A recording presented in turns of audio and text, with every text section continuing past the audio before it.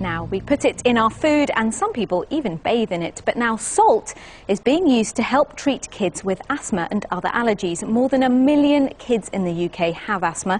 So Gavin went to check out how the country's first salt cellar is helping some of them breathe more easily.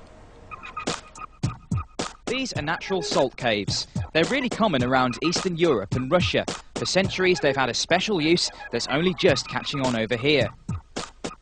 And now on this regular street in London, the UK's first ever man-made salt cave has been built. I'm going to go and check it out. So here we are, and my first impressions are that it looks a bit like an igloo, and that's because the walls and the floors are covered in salt. It's been open a few months and already over 100 people come here regularly to help sort out anything from allergies like hay fever to asthma.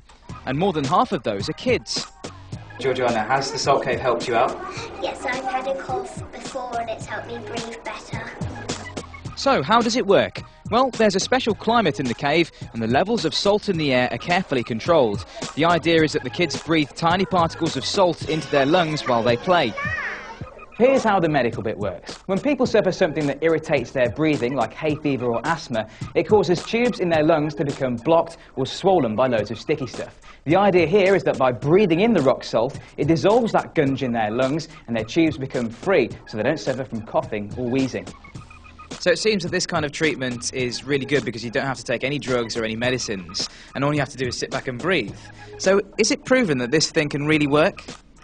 It is very relaxing here, isn't it? But what we're not saying is to stop taking the asthma drugs because they have been clinically proven to work very effectively. When the lights are dim for treatment, there's no doubt that this place is really relaxing. But at more than £30 for a session, it doesn't come cheap. So I think I'm going to make the most of it while I'm here. Excuse me 1 minute. Now, last up, we usually see firefighters putting out blazes and saving people from burning buildings. But there's a big part of their job that we don't hear that much about: rescuing animals in trouble. It can be very tricky. So we sent Ricky